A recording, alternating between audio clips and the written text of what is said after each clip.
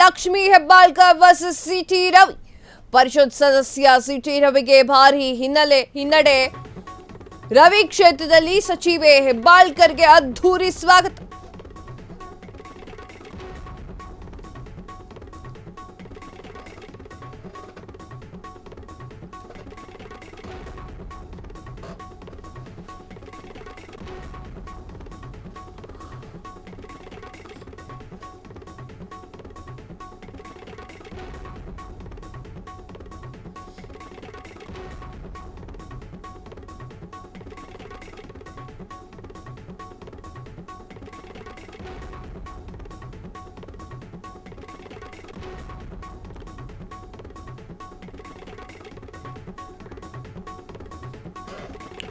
ರಾಜ್ಯದಲ್ಲಿ Lakshmi Hebbalkar versus C T Ravi. ಪರಿಷತ್ ಸದಸ್ಯ ಸಿಟಿ ರವಿಗೆ ಭಾರಿ ಹಿನ್ನಡೆ. ರವಿ ಕ್ಷೇತ್ರದಲ್ಲಿ ಸಚಿವೆ ಹೆಬ್ಬಾಳ್ಕರ್ಗೆ ಅದ್ಧೂರಿ ಸ್ವಾಗತ. ಸಿಟಿ ರವಿ ತವರು ಚಿಕ್ಕಮಗಳೂರಿನಲ್ಲಿ ರೋಡ್ ಶೋ.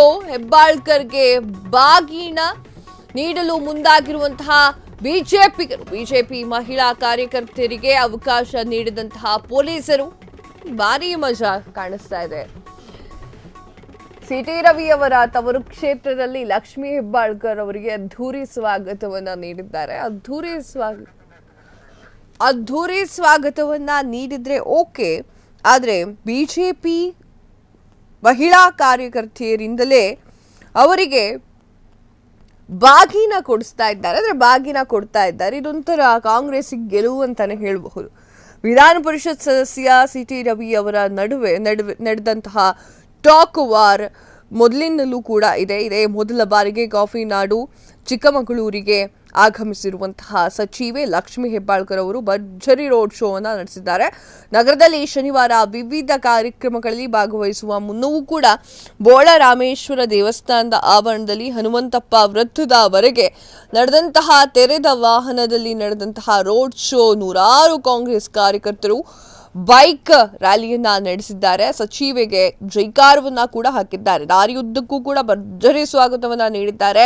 ಜೆಸಿಬಿಯನ್ನ ಬಳಸಿಕೊಂಡು ಬೃಹತ್ ಹಾರವನ್ನ ಹಾಕುವ ಮೂಲಕ ಸ್ವಾಗತವನ್ನ ಮಾಡ್ತಾ ಇರುವಂತಹ ದೃಶ್ಯವನ್ನ ನೀವು ಈಗ ಸ್ಕ್ರೀನ್ ಮೇಲೆ ನೋಡಬಹುದು.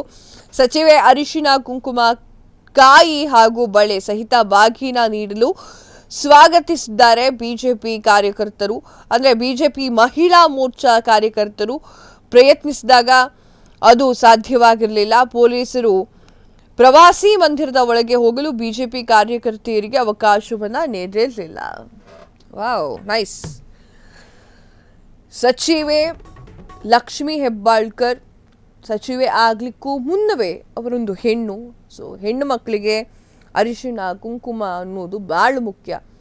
ಆ ಒಂದು ಕಾರಣಕ್ಕೆ ಪಕ್ಷಗಳನ್ನ ಮರೆತು ಅವರು ಹೋಗಿ ಅರಿಶಿಣ ಕುಂಕುಮ ಕೊಡ್ಲಿಕ್ಕೆ ಹೋಗಿದ್ದು ಒಳ್ಳೇದೇ. ಆದರೆ ಇಲ್ಲಿ ಪ್ರಶ್ನೆ ಏನು ಬರ್ತಾ ಇದೆ ಅಂತಂದ್ರೆ, ಕಾಂಗ್ರೆಸ್ನಲ್ಲಿ ಯಾವುದೇ ಮಹಿಳಾ ಕಾರ್ಯಕರ್ತರು ಇರಲಿಲ್ವೇ ಅರಿಶಿಣ ಕುಂಕುಮವನ್ನು ಕೊಡ್ಲಿಕ್ಕೆ? ಬಿಜೆಪಿ ಕಾರ್ಯಕರ್ತರೇ ಹೋಗಿದ್ದು ಬಹಳ ಅನುಮಾನಗಳಿಗೆ ಕಾರಣವಾಗ್ತಾ ಇದೆ. ಬಿಜೆಪಿ ಕಾರ್ಯಕರ್ತರು ಅರಿಶಿಣ ಕುಂಕುಮವನ್ನ ಕೊಡ್ಲಿಕ್ಕೆ ಕಾಂಗ್ರೆಸ್ ಲಕ್ಷ್ಮೀ ಹೆಬ್ಬಾಳ್ಕರ್ ಅವರ ಹತ್ತಿರ ಹೋಗಿದ್ದಾರೆ ಅಂತಂದ್ರೆ ಇದು ಕಾಂಗ್ರೆಸ್ನ ಗೆಲುವು ಅಂತಾನೆ ಹೇಳ್ಬೋದು. ಕ್ಷಣ ಕ್ಷಣದ ಸುದ್ದಿಗಳಿಗಾಗಿ ಫ್ರೀಡಂ ಟಿವಿ ಸಬ್ಸ್ಕ್ರೈಬ್ ಮಾಡಿ, ಲೈಕ್ ಮಾಡಿ ಹಾಗೂ ಫಾಲೋ ಮಾಡಿ.